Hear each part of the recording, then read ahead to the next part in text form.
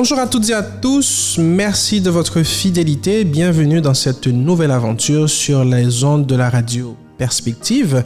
C'est un nouveau produit qui s'appelle Perspective Jeunesse. Ensemble, nous allons aborder des sujets d'envergure, des sujets d'actualité, mais qui concernent en particulier les jeunes.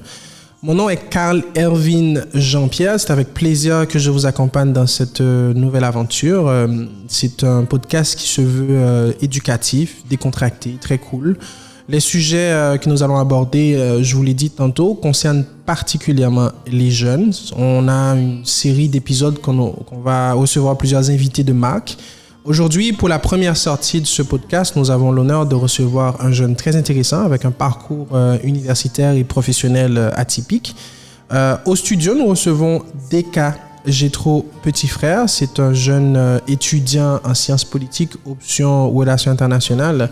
C'est un futur spécialiste de la politique internationale de la Chine. Avec Gétro, aujourd'hui, nous allons aborder plusieurs sujets.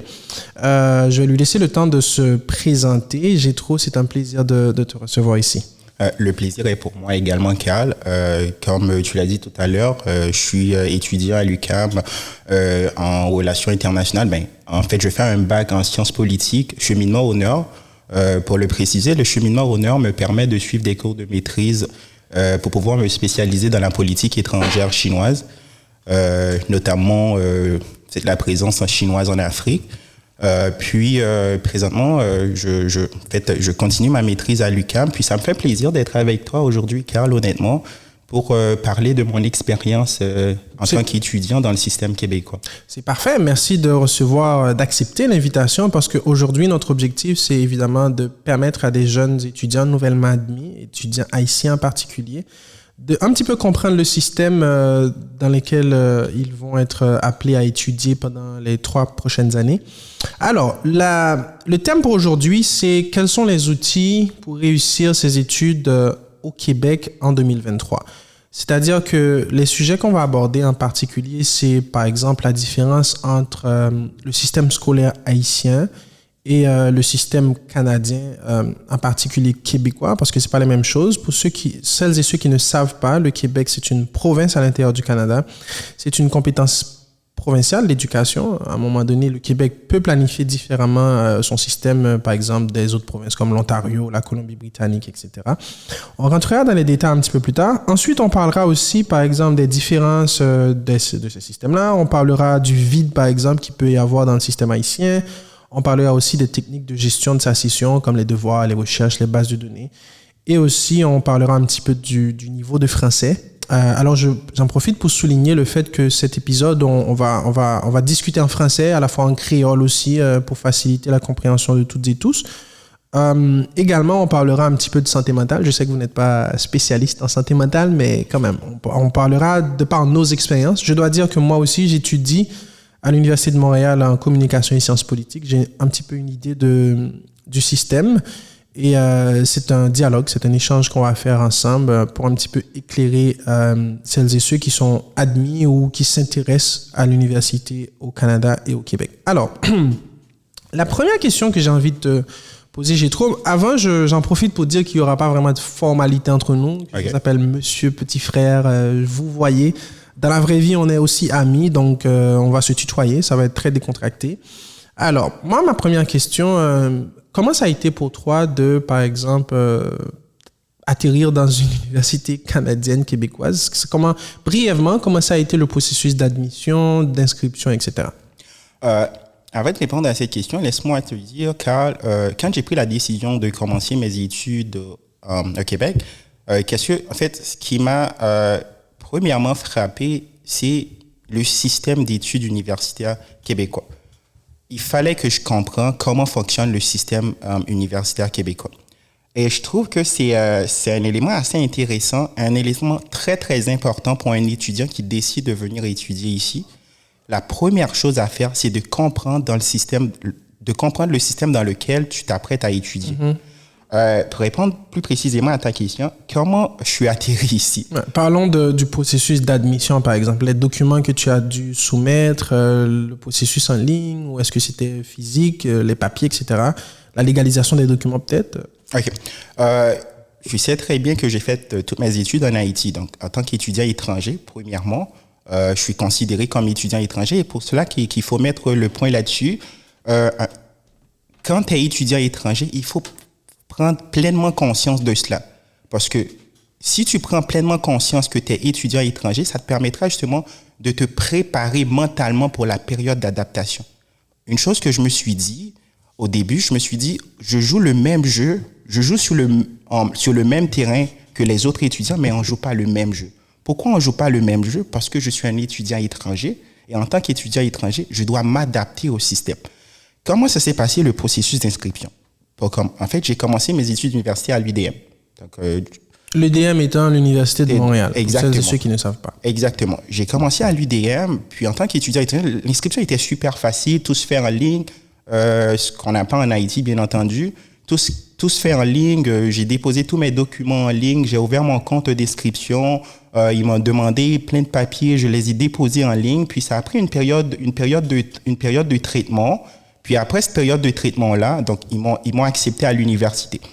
Il fallait que je passe un test de français également, parce que étant donné que le système d'études québécois est un système d'études d'apprentissage en français, donc il fallait que je passe un test de français. Donc j'ai passé mon test de français. Après mon test de français, j'ai commencé mes études à l'Université de Montréal. Avant que tu ailles plus loin, par rapport au processus d'inscription en tant que tel, est-ce qu'il y a eu un moment donné où tu te disais que tu n'avais pas le niveau, par exemple, ou est-ce que ça a été difficile de faire l'équivalence des documents? Comment ça a été, par exemple, pour l'État haïtien, par exemple, de te soumettre des documents pour pouvoir aller jusqu'au bout dans ce processus? Okay. Dans mon cas, c'est assez atypique parce que, étant en Haïti, j'ai fait mon DES, mon diplôme d'études secondaires en Haïti, puis j'ai commencé mon baccalauréat en droit, ce que j'ai pas eu le temps de terminer avant de venir ici. Donc, du coup, quand je suis arrivé au Canada, pour l'Université de Montréal, ils m'ont demandé de déposer tous mes documents, même si j'avais pas terminé mes études universitaires en Haïti. Ce que j'ai fait, ils ont fait l'équivalence. Donc, ils ont fait l'équivalence. Ils m'ont demandé, OK, vu que tu n'as pas terminé tes études universitaires en Haïti, il me fallait faire une année préparatoire. Donc, pour l'année préparatoire, j'ai fait une année préparatoire de 24 crédits. C'est qu'on va en parler tout à l'heure dans la compréhension du système d'études québécoises. Donc, il fallait que je fasse une année de préparation, l'année préparatoire de 24 crédits. Ça veut dire que tu n'avais pas le niveau pour entrer directement dans le début des études, il fallait que tu te mettes à niveau. Exactement, comprendre le système, apprendre le français. Parce qu'au début, je ne savais pas trop dans quoi m'embarquer. Donc, j'ai fait mon année préparatoire pour commencer un bac en bioinformatique. Je n'avais pas le niveau en mathématiques, tout ça. Donc, il fallait que je fasse une année préparatoire pour cela. Parfait. Bon, disons que ça a été jusqu'au bout. Alors, je rappelle qu'aujourd'hui, l'objectif qu'on poursuit avec cette conversation n'est pas tant le processus en tant que tel, parce qu'on s'intéresse plus aux étudiants qui sont déjà admis, qui ont déjà leur visa, tout a été OK, et qui viennent faire connaissance avec le système canadien. Ils vont, pour la plupart, rentrer à l'université en septembre prochain, c'est-à-dire la session d'automne, et d'autres en janvier, donc la session d'hiver. Alors, première question dans le cadre concret de la prise de connaissance avec le système. Toi qui as étudié ici ou qui est encore aux études, qu'est-ce qui t'a le plus frappé en termes de différence entre l'université en Haïti et l'université au Québec? C'est une très bonne question. La première chose qui m'a frappé quand je suis arrivé au Canada pour commencer mes études, c'est le système d'études, le système universitaire québécois qui est justement basé sur un modèle nord-américain. On a ce même modèle en Haïti, bachelor, maîtrise, puis doctorat. Mais ce qui différencie le système québécois du système haïtien, c'est le système de crédit pour les cours. Donc, ce que je suis pas habitué avec un système de crédit pour les cours parce que en Haïti, on a un cours, un crédit. Il y a des cours qui sont comme 4 crédits. Il y en a qui sont comme 6 crédits. Mais ici, au Québec, tous les cours sont de 3 crédits. Donc, un crédit équivaut à 45 heures de cours. Donc, ce qui veut dire que un étudiant qui prend un cours qui a 3 crédits, il a 45 heures de travail pour un crédit de cours. Attends, avant qu'on aille plus en profondeur dans ce détail très important, expliquons un petit peu aux autres qui ne comprennent pas forcément. Pour le programme que tu choisis, par exemple, toi qui es en sciences politiques, qui fais un baccalauréat, à la base, on te dit que le baccalauréat, c'est 90 crédits. Le crédit étant la validation des cours, on va dire. Alors, chaque cours vaut une quantité de crédits. Un cours, dans ton cas, je crois que c'est 3 crédits. Oui, pour tout le système Donc, universitaire. toi, quand tu parles de crédit, par exemple, pour une session, combien de cours que tu peux prendre sur une session? La session étant, je pense, 3 ou 4 mois. Maintenant, pour que les gens puissent vraiment comprendre, par session, combien de crédits que tu dois réussir pour aller dans la prochaine étape? Et qu'est-ce qui définit un cours peut avoir 3, 4, 5 crédits? Comment on comprend tout ça? OK. Pour préciser, le système universitaire ici, c'est un système à 3 cycles. Il y a le premier cycle, le deuxième cycle, le troisième cycle. Le premier cycle, tu as deux niveaux, le niveau de certificat et le niveau de baccalauréat. Dans une session d'études ici, ça prend 15 semaines. Ça prend 15 semaines. Non, je dois le préciser. Une année d'études universitaires, ça prend 15 semaines qui se divise en 3 sessions. Tu as la session d'hiver, tu as la session d'automne et tu as la session d'été. Et dans une session, tu peux prendre jusqu'à, si tu veux être à temps plein, tu dois prendre maximum 5 cours qui équivaut à 15 crédits. Donc, 3 crédits par cours, ou tu dois prendre 12 cours si tu veux être minimum 4 cours si tu veux toujours être à temps plein. OK? Ben, dans ce qu'il faut comprendre avec le système de crédit, chaque cours représente 3 crédits. Donc, imagine dans une session, tu as 5 cours. Donc, du coup, tu as 15 crédits pour 5 cours. Et chaque cours, les 3 crédits, ce que je disais tout à l'heure, tu as 45 heures de cours par crédit. Ce qui fait, pour un cours, tu as 135 heures de cours. 135 heures d'études par session pour un cours. Ça veut dire 45 heures en classe et 90 heures d'études.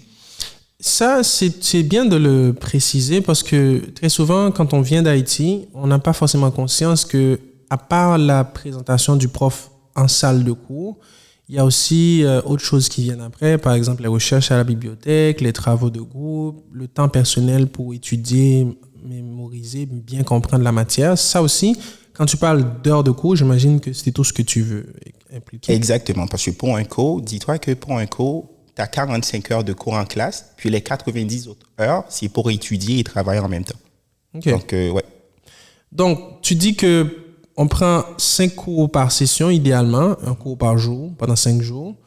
Et ça peut être différent aussi en fonction de la disponibilité des cours, en sachant qu'il y a 3 crédits par cours.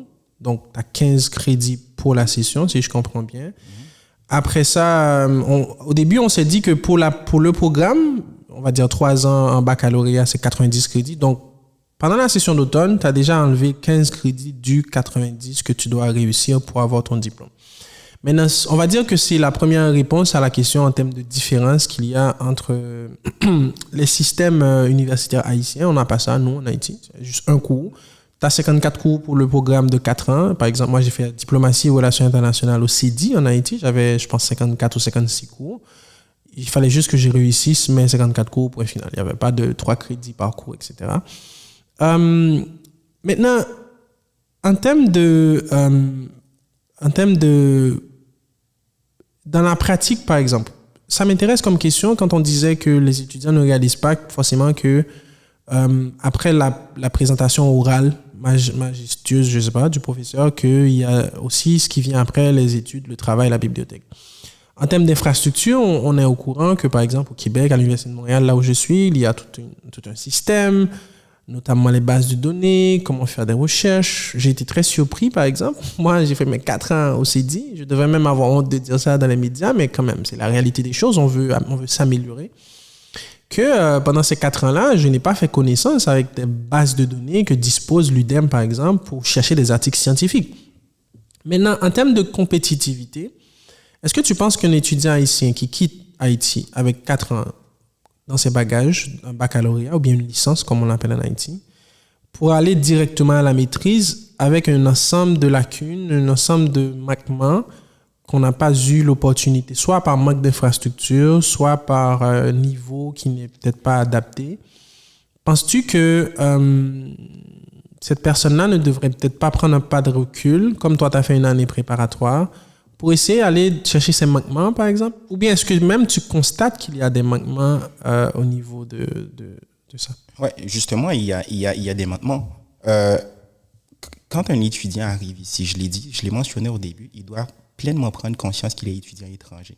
Donc, du coup, il doit mettre en tête qu'il va avoir une période d'adaptation. Et cette période d'adaptation-là, ça peut passer par une année préparatoire. Et l'un des cours qui doit être ton meilleur ami en tant qu'étudiant étranger, c'est le cours de méthodologie de recherche universitaire. Tout à fait. En fait, dans ce système-là, la méthodologie est très, très, très importante.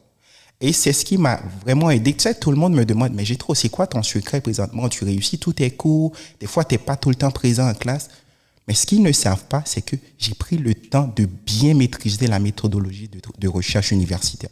OK, maintenant, détaillons ça. En termes de différence, Haïti et le Québec, en termes de méthodologie, c'est quoi la différence? Il y a une grande différence. Il y a une très grande différence. Déjà, ce qu'il faut prendre en compte, c'est qu'à l'université, tu as 0% tolérance en termes de plagiat. Donc, en Haïti, tu peux aller sur Wikipédia, prendre des petits trucs, reformuler, tout ça. La copie-coller. Exactement. Mais ici, tu n'as pas droit à l'erreur. Et les professeurs ont des applications pour pouvoir vérifier un texte et regarder le niveau de plagiat du texte.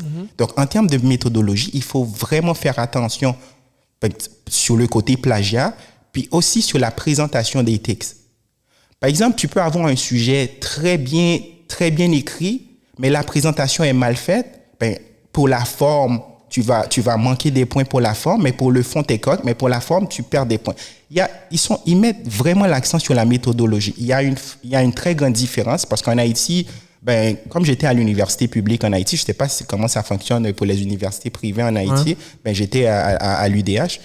À l'UDH, je peux avoir un professeur 2 fois durant l'année. Donc, il vient juste avant la période d'examen, probablement la période de présentation du cours.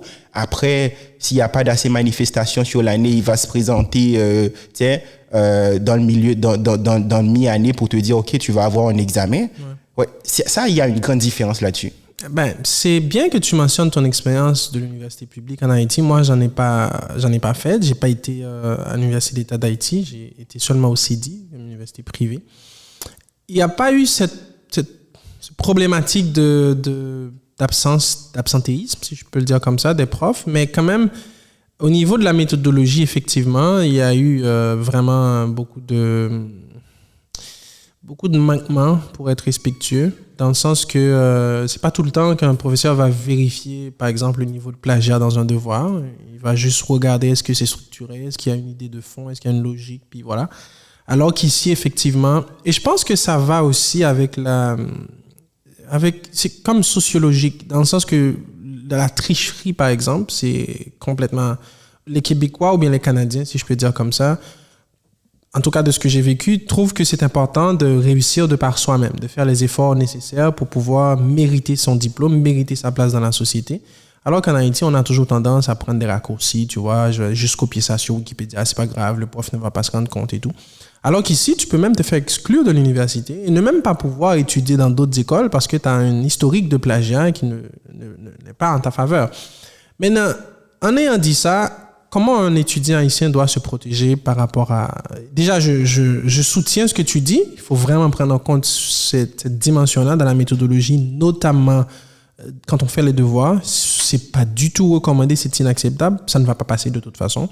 Que tu ailles copier-coller un texte sur Google, sur Wikipédia, peu importe moteur de recherche, pour venir le placarder dans un document en disant que c'est ton travail, c'est ta propriété intellectuelle, ça ne passe pas ici. Maintenant, comment un étudiant ici qui s'est toujours habitué à ça, on ne va pas généraliser non plus, c'est pas tout le monde qui a cette pratique-là en Haïti, il y en a qui font des études respectables et respectueuses. Mais si pour celles et ceux qui ont eu cette pratique-là, peut-être par manquement ou bien par mésinformation, peut-être parce qu'on ne leur a pas nécessairement fait comprendre que c'est grave, comment on doit faire comment dire ça?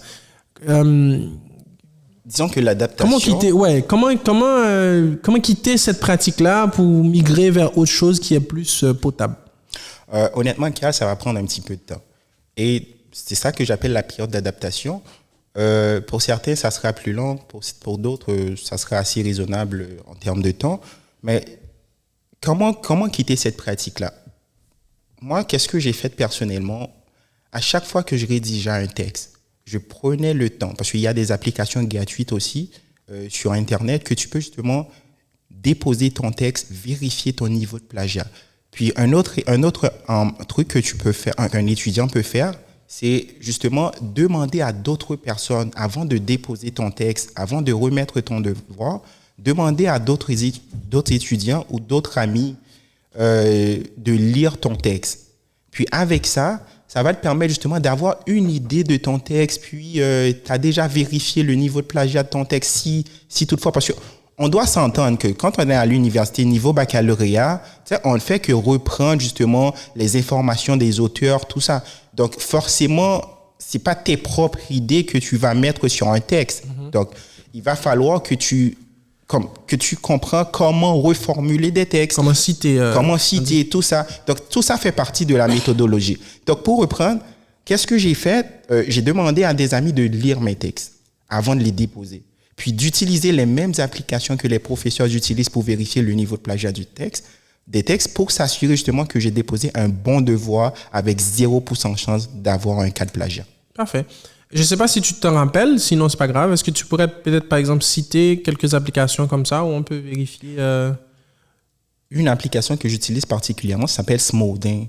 Donc, c'est une application justement que tu peux trouver gratuitement sur Internet. Tu finis ton texte, ça prend jusqu'à 1000 mots. Tu déposes ton texte, tu déposes les 1000 mots, puis ça fait vérification de plagiat. Puis, si tu as un pourcentage de plagiat, ça va te dire que tu as 15% de plagiat, 20% de plagiat. Donc, ça te permet de prendre le temps de reformuler ton texte, de regarder si où tu as fait un plagiat, puis de déposer ton devoir. Alors, le plagiat étant considéré...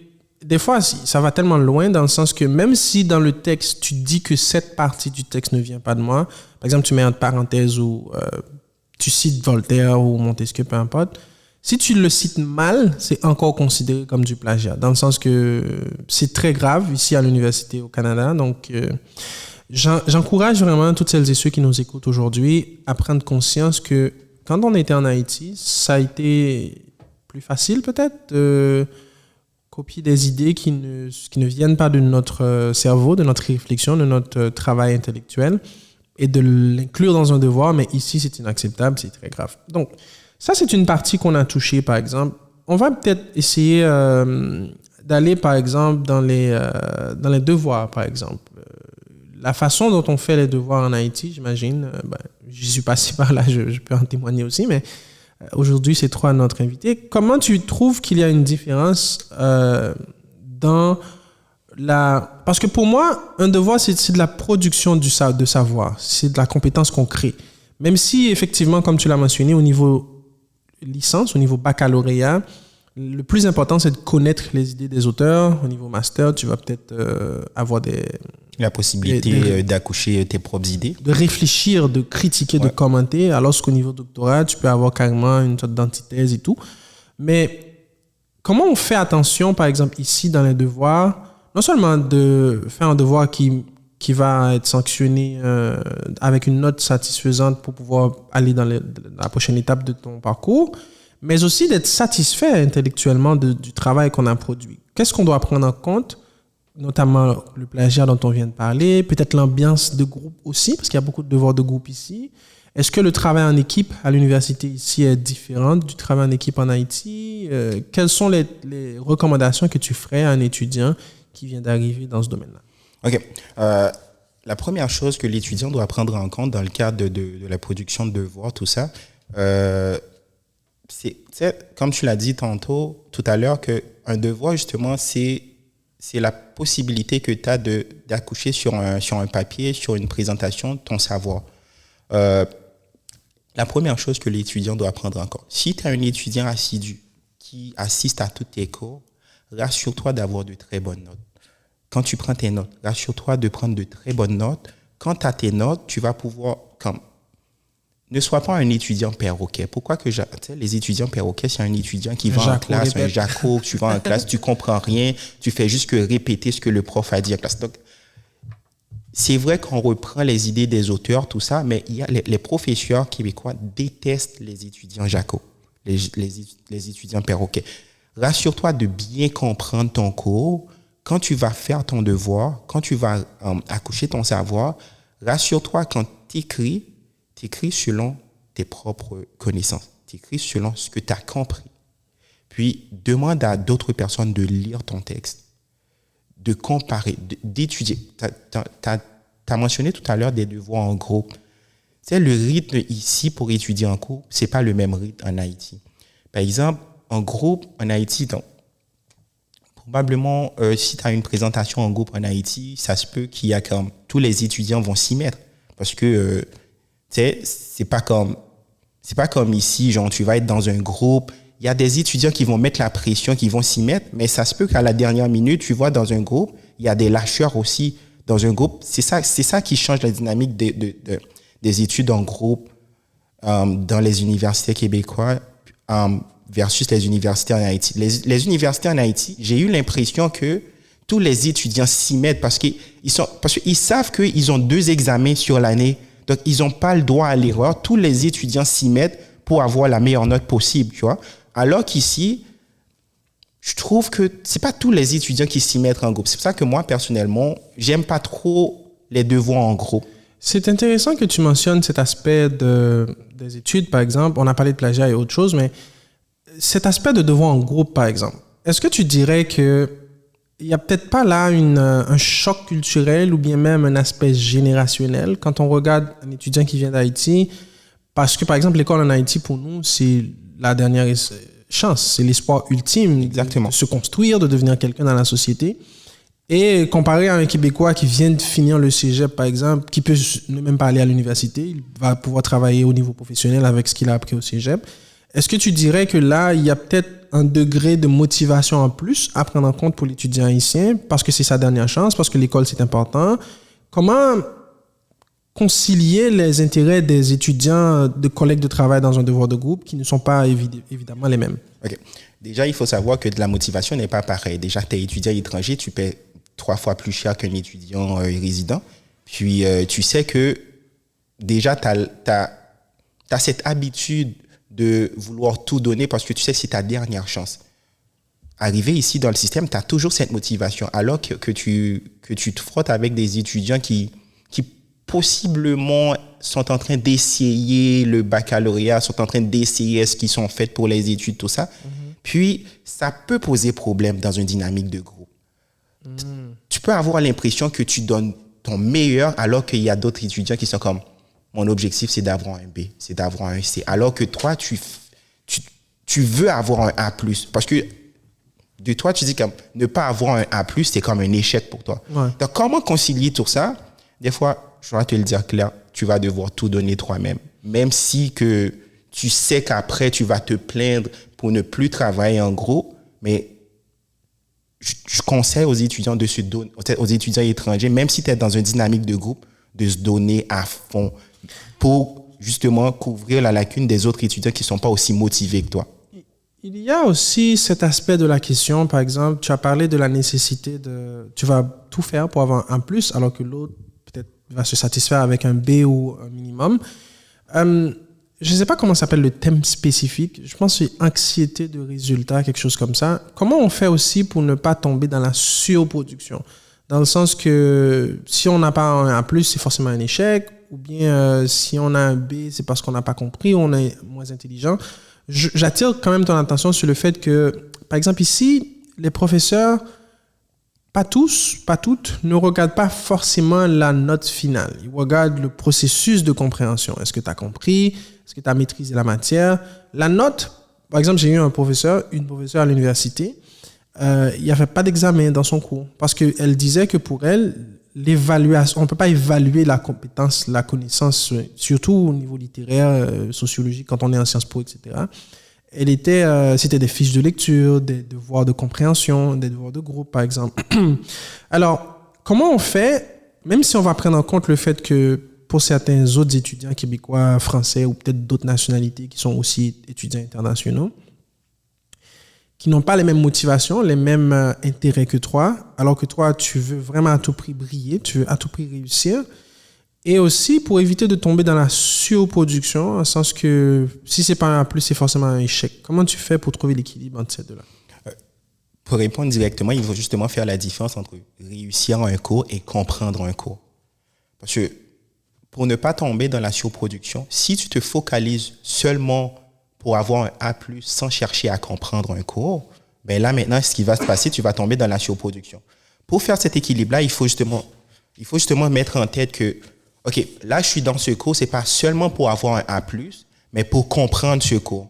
Parce que comme tu l'as mentionné tout à l'heure, il y a des professeurs justement qui sont pas là ils mettent pas l'accent sur la note finale, c'est sur le processus de compréhension du cours.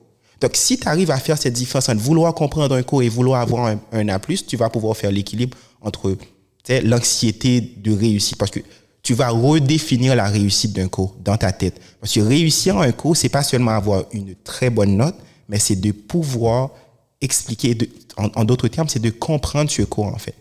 Parce que quand tu termines un cours, est-ce que tu as la capacité de discuter de la matière avec d'autres personnes, de comprendre ce que tu as eu en classe? Si tu n'as pas cette capacité-là, ben, c'est que tu n'as pas compris. Tu n'as pas compris le cours, tu as juste un A, puis ça s'arrête là. Et j'encourage vraiment les étudiants à faire cet exercice-là. Je l'ai fait moi-même avec mes camarades à l'université. Je trouve que c'est extrêmement intéressant quand on prend le temps, par exemple, après un cours ou après avoir étudié, après avoir fait des recherches, de déposer les cahiers, déposer les notes et d'expliquer ce qu'on a étudié, d'expliquer ce qu'on a compris. Si on parle de, je sais pas moi, Deuxième Guerre mondiale ou qu'est-ce qui a amené à ce qu'on ait une guerre mondiale. À part le fait que tu te rappelles des dates, des causes profondes, etc., mais est-ce que tu peux faire un exposé oral toi-même de ta compréhension? Et c'est quand même très intéressant de procéder comme ça. Écoutez, je rappelle à toutes et tous qu'on est en train de parler du système scolaire et universitaire haïtien versus canadien et québécois, avec Deka Gétro, petit frère, notre invité d'aujourd'hui. On regarde un petit peu la différence qu'il y a entre ces deux systèmes-là. On s'intéresse particulièrement aux étudiants haïtiens internationaux, pas nécessairement, bon oui, on parle du système haïtien, mais je pense que cette conversation peut être utile à d'autres étudiants français, africains ou autres qui viennent de découvrir le système canadien québécois. On essaie de regarder un petit peu les différences, quels sont les outils, les us et les pratiques à avoir si on veut réussir en 2023 dans ces universités-là. N'hésitez pas à faire des commentaires, ça va être posté partout sur les plateformes numériques. Vous pouvez aussi participer dans cette conversation avec vos commentaires, vos recommandations. Dans les prochains épisodes, nous allons toucher d'autres points, par exemple, dans cette série de podcasts qui s'intéressent à la rentrée scolaire universitaire au Canada. Alors, à la lumière de tout ce qu'on vient de dire là aujourd'hui, Gétro, si aujourd'hui tu avais une responsabilité dans le système haïtien, par exemple, comparé à ce qu'il y a ici, qu'est-ce que tu mettrais en place pour éviter une sorte de déséquilibre, de décalage entre l'étudiant haïtien et l'étudiant québécois, pour que quand l'étudiant haïtien arrive ici, qu'il soit mieux préparé, qu'il ne soit pas obligé d'avoir une année préparatoire pour pouvoir se mettre à niveau? Moi, la première chose, si j'étais un responsable, c'est justement déjà de numériser le système éducatif haïtien. Comment numériser? Parce qu'aujourd'hui, à l'ère du numérique, tout se passe en ligne. Remettre un devoir en papier, ça se fait presque plus à l'université, ici au Québec. Donc, numériser le système d'études haïtien, je trouve que ça serait déjà un bon début. C'est-à-dire habitue les étudiants haïtiens à pouvoir justement produire leurs textes numériquement pour justement, quand ils arrivent dans le système, ça ne sera pas un choc pour eux. Même l'aspect administratif, par exemple, si tu as besoin de relever de notes, tu n'es pas obligé d'aller à l'université physiquement pour faire une demande, ça prend des mois. Tu peux juste monter sur le système et télécharger ton document. Ça se fait facilement ici. Exactement.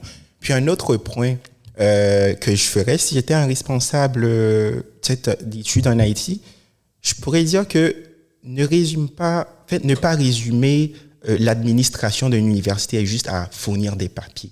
il devrait y avoir un système d'accompagnement aux étudiants. C'est ce qu'on appelle ici l'accompagnement à la vie étudiante. Je ne sais pas si tu as... Ouais, je crois qu'il y a ça à l'UDM. Puis ce système d'accompagnement, justement, il y a un département qui accompagne les étudiants pour réussir leur cours. Un système qui leur permet justement, si tu as un cours que tu ne comprends pas, ils ne vont pas nécessairement te dire, OK, là, je vais reprendre le cours pour toi. Ils vont te donner les outils nécessaires pour que tu comprends ce cours et que tu réussis ce cours-là. Donc, moi, je dirais que ne pas résumer l'administration d'une université haïtienne en justement fournir des papiers, rassurer qu'il y a des examens, tout ça. C'est très intéressant ce point que tu mentionnes parce que je me souviens, parce que ça m'a fait un choc quand je recevais des courriels ça s'appelle Vie étudiante à Montréal, à l'Université de Montréal, où à la mi-session, on te demande est-ce que tu es correct? Est-ce que ton parcours, est-ce que c'est ça que tu avais imaginé? Est-ce que tu as des difficultés à avoir les notes que tu veux?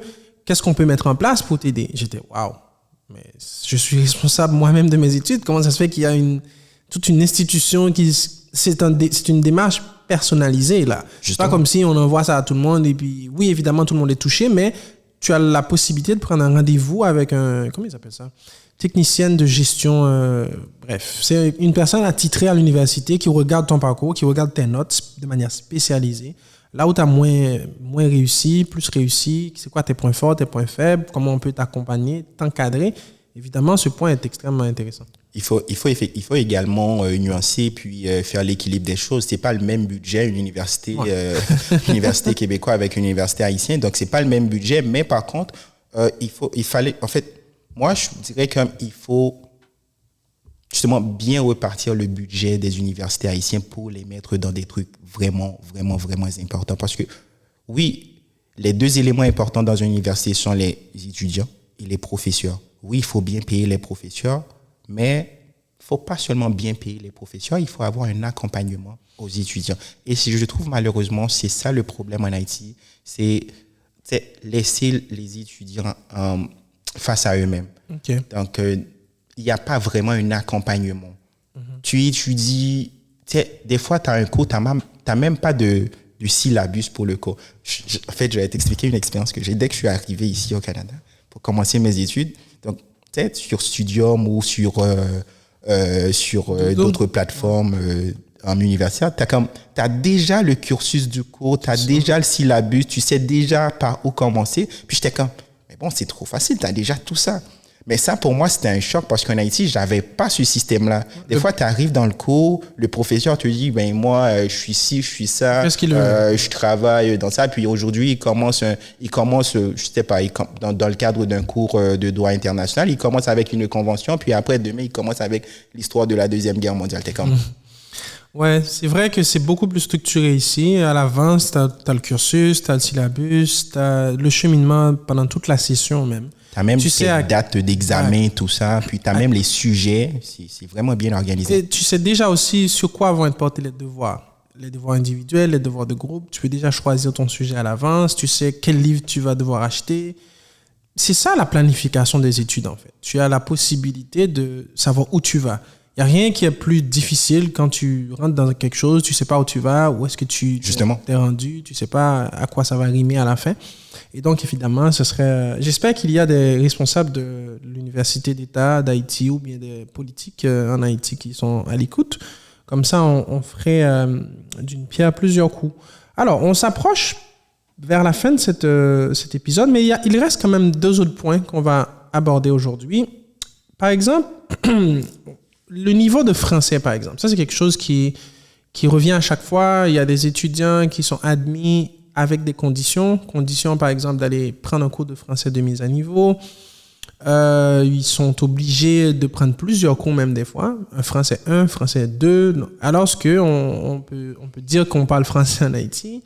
Il y a même aussi ce problématique-là dans certaines universités africaines. Il y a certaines nations d'Afrique qui viennent ici, on leur exige un test de français. Il y en a d'autres pas du tout.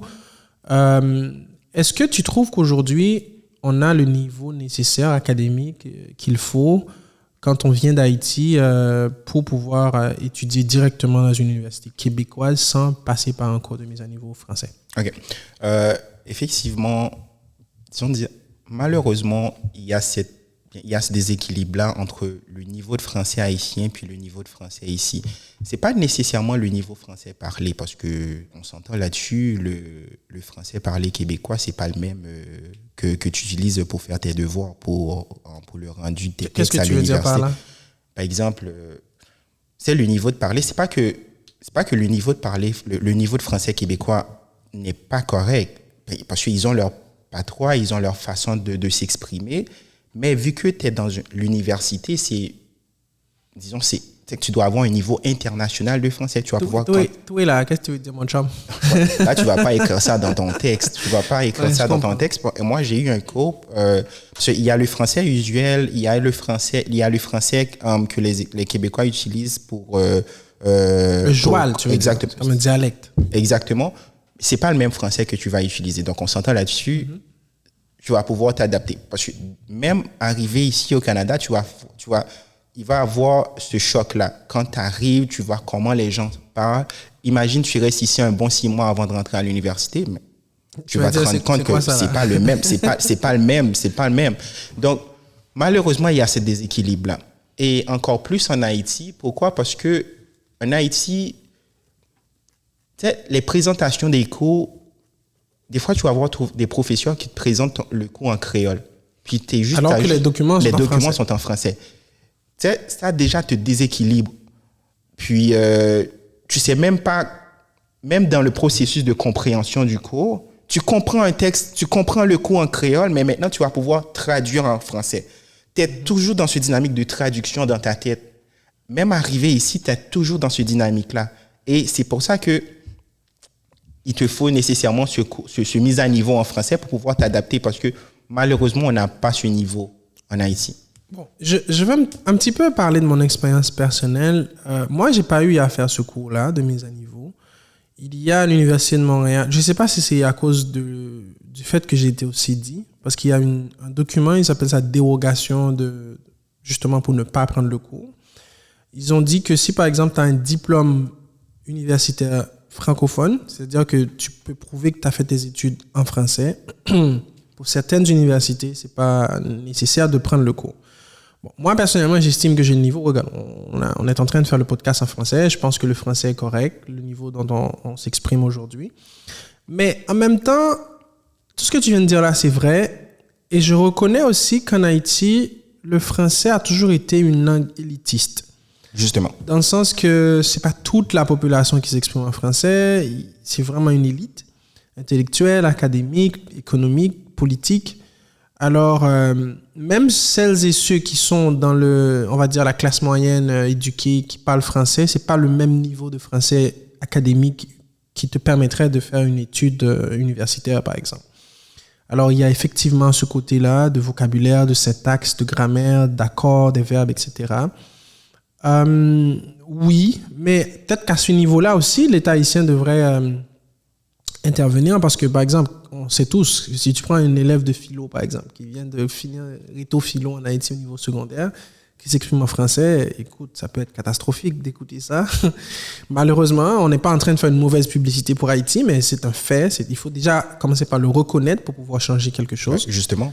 Donc, tu penses qu'aujourd'hui, c'est décidé, il faut vraiment... Et j'ai quand même aussi des camarades étudiants ici, aussi à l'Université de Montréal, avec lesquels j'interagis, qui n'ont pas fait ce cours de mise à niveau. Des fois, tu te dis, mais ils se sont tirés une balle dans le pied, en fait, parce que ça leur empêche même une compréhension complète du cours qu'ils sont en train de suivre à l'université. Et quand tu regardes l'état de leur production académique, leurs devoirs, tu te dis, mais s'ils avaient fait ce cours de mise à niveau, peut-être qu'ils auraient une meilleure note. Exactement, c'est ça que j'allais te dire tout à l'heure. Genre en fait, il faut pas nécessairement prendre tes expériences personnelles pour le généraliser. Parce que toi, je sais que je te connais, tu sais, tu as fait beaucoup d'efforts personnels pour avoir un bon niveau de communication, un bon niveau en français, tout ça, une bonne compréhension de la langue française. Mais malheureusement, c'est pas tout le monde qui a cette détermination-là. Mm-hmm. Surtout quand on vient dans un système livré à lui-même, puis les étudiants n'ont pas d'accompagnement. Donc, c'est pas tout le monde qui a cette motivation de pouvoir d'avoir une bonne compréhension de la langue française. Donc, C'est pour ça que je trouve qu'il est nécessaire ou qu'il est important de prendre ce cours de mise à niveau, même s'il n'est pas obligatoire dans ton cas. Par exemple, je sais pas pour toi, tu as eu à faire un test de français pour entrer à l'université, même si t'as pas eu à prendre un cours, mais tu as eu à faire un test de français parce que je crois que c'est obligatoire, tout ça. Moi, j'ai eu direct la dérogation parce que mon diplôme est en français. J'ai prouvé que je n'ai pas le français. Donc, je n'ai pas eu de test ou bien de cours à prendre. OK. Même là encore, ça, c'est un cas exceptionnel. Ben, ça, c'est un cas particulier. Mais je crois que pour la majorité des étudiants haïtiens arrivés ici au Canada, ils doivent passer un test de français. Puis après ce test-là, c'est là qu'ils vont leur imposer un cours de français ou 2 cours de français. Mais je vais plus loin. Même si tu n'imposes pas un cours de français, c'est pas parce que tu as réussi le test avec 1 point ou 2 points en plus. Tu veux dire que tu parles français. Exactement. Parce que, sans te couper, c'est tellement important ce que tu dis parce que dans les devoirs, quand tu vas soumettre les devoirs, il y a certains professeurs qui vont enlever des points à cause des fautes grammaticales, des accords, etc. Donc, c'est pour ça que c'est aussi important de véritablement maîtriser le français écrit. Exactement. Le cours de mise à niveau est vraiment important. Surtout à l'ère de l'intelligence artificielle que tu peux écrire un texte, demander à une application intelligente de corriger ton texte. Ça va te poser plus de lacunes qu'autre chose. Donc, si tu prends pas à cœur l'idée d'avoir un cours de mise à niveau en français, parce que ça va t'aider justement, non pas pour dans tes études à l'université, même pour ton parcours professionnel. Parfait. Donc, il reste un dernier point.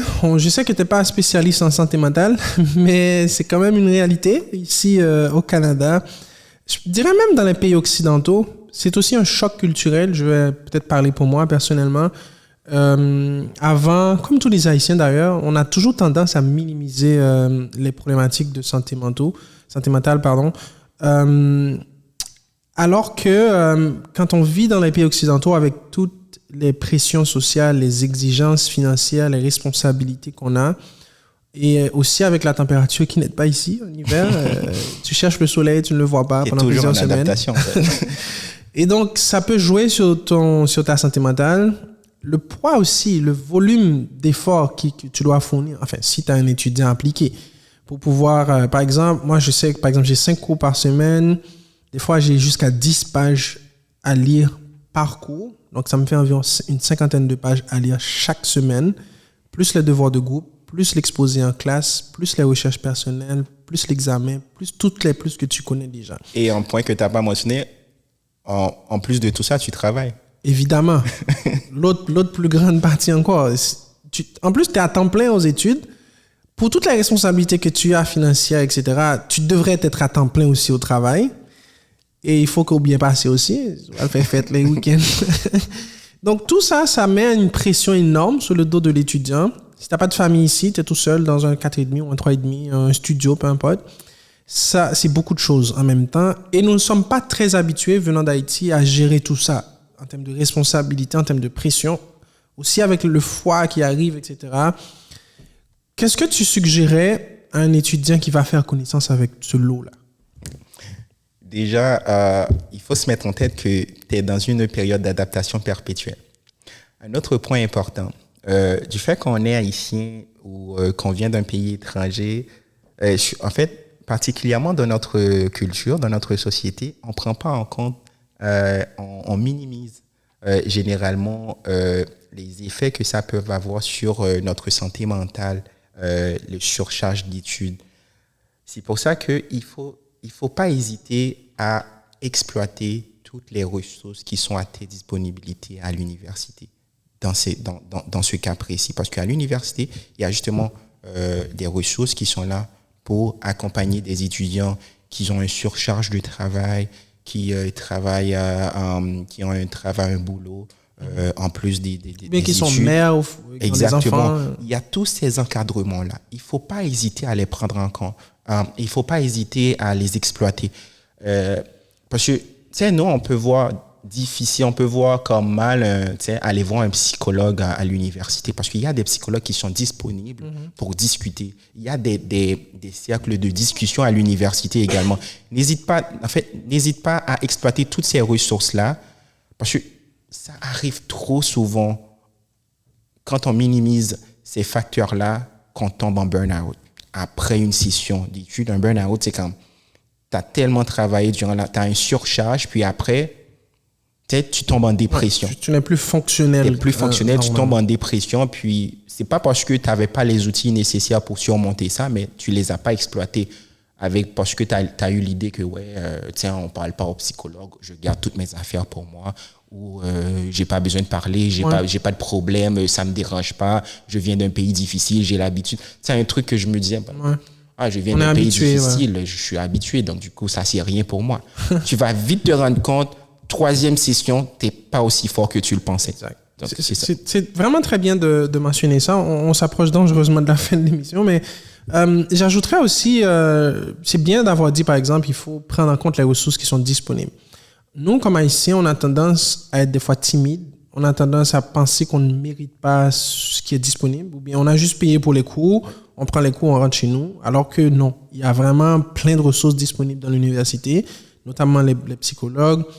Aussi, il faut s'intéresser à avoir un bon réseautage. Les camarades, au premier niveau, les collègues étudiants peuvent aider aussi à discuter, même à te décharger de certaines charges émotionnelles. Aussi, les techniciens des études qui sont disponibles pour peut-être te donner un accompagnement spécialisé de ton parcours. Tout ça, c'est des choses à prendre en compte. Il faut aussi aller à l'université, discuter avec des gens, prendre un café sur le campus, rencontrer d'autres personnes, aller dans des clubs de lecture, dans des clubs de danse. Au début, il y a une expression dans la communauté haïtienne qu'on dit souvent, quand on t'invite dans un truc, ça c'est des bails de blanc, ça. Moi, ça ne m'intéresse pas. Ce qu'il faut éviter, justement. Alors que quand tu commences à fréquenter les gens, être ouvert, avoir une certaine... Montréal, c'est une ville, il y a beaucoup de diversité culturelle. La curiosité sociale. Exactement. Tu te rends compte que tu n'es pas complet, en fait. Il y a beaucoup d'autres choses qui peuvent, en complémentarité à tes études, à ta personnalité, aider à ton parcours, ton cheminement universitaire. Donc voilà, je pense qu'on a... J'ajouterais justement que une erreur que j'ai faite au début pour ma première année, j'étais totalement concentré sur mes études. Donc, tu sais, j'ai pas pris le temps nécessaire pour sortir, pour aller m'amuser, parce que les études ne se résument pas seulement à étudier, à finir un cours, rentrer chez toi, puis rester focus sur ton ordinateur tout le temps. Donc, tu vas vite tomber en burn-out, en surcharge mentale, puis là, c'est facile, tu tombes en dépression. C'est pour ça qu'il est important de ne pas résumer ta vie d'étudiant en université, métro, études, dodo. Parfait. Cette fameuse formule métro, boulot, dodo dans les pays occidentaux. Alors, encore une fois, je te remercie, mon cher camarade Gétro. Nous avons passé près d'1 heure à discuter de beaucoup ça passe vite avec toi. Beaucoup de sujets très importants, je pense, pour les étudiants qui viennent d'arriver au Québec. On a parlé des différences entre les systèmes universitaires au Québec et au Canada et comparé à Haïti. On a aussi parlé de devoirs, de bases de données, de systèmes de recherche, par exemple. On a parlé de santé mentale, de plein d'autres choses, de vie sociale à cette émission aujourd'hui. Je prends le temps de, encore une fois, m'adresser à vous qui nous écoutez aujourd'hui. Vous pouvez participer à cet épisode en écrivant, en faisant des commentaires à toutes les publications que nous aurons à faire sur les plateformes des médias sociaux. Vous pouvez nous suggérer aussi des invités, des sujets qui vous intéresseraient à discuter. Je reçois régulièrement, à partir de cet épisode, d'autres invités. Alors, je dois mentionner que dans les prochains épisodes, nous allons parler d'autres sujets, toujours en lien avec la situation des étudiants internationaux, notamment haïtiens qui viennent étudier au Canada. Par exemple, nous allons parler de choc culturel en termes de danse, par exemple. Comment on danse avec quelqu'un qui n'est pas haïtien. Comment on fait pour éviter des harcèlements sexuels. Les interactions sociales. Les interactions sociales pour ne pas être trop insistant, trop collant. On parlera aussi de santé mentale de manière plus large. Quelles sont les ressources que l'État québécois met à la disposition des étudiants aussi. Donc, je vous invite à rester branchés avec notre aventure extraordinaire qui va continuer. Alors, il me reste le temps de remercier l'équipe de Radio Perspective. Cet épisode s'appelle Perspective Jeunesse. C'est notre première sortie. Est-ce qu'il y a quelque chose d'autre que tu veux ajouter, mon cher Gétro? J'espère être ton invité pour une prochaine fois, surtout quand tu auras à traiter le sujet d'interaction sociale. Je trouve que c'est un sujet assez intéressant. Et j'ai pas mal d'anecdotes ou d'expériences sur ce point, parce que c'est une période d'adaptation assez importante, surtout sur l'insistance et les harcèlements. Est-ce que tu peux facilement tomber. Tu parles de interaction garçon-fille ou Exactement, parce que les approches interactionnelles, tu sais, là, on parle de toi, jeune gens, là. Exactement. En Haïti, ça se fait pas, c'est pas la même qu'ici. Ouais, en fait. Ouais. Bon, ça, c'est une raison de plus pour que vous soyez branchés, chers amis. On reviendra très bientôt avec d'autres épisodes de Perspective Jeunesse. Merci beaucoup à Talmer Kinley. Merci à Bolivar. Merci à toute l'équipe de Radio Perspective. Merci à vous qui a été là pendant tout l'épisode. Merci encore une fois à toutes celles et ceux qui nous ont branchés. C'est le moment de vous dire au revoir, à bientôt, puis on se recroise. Ciao, ciao.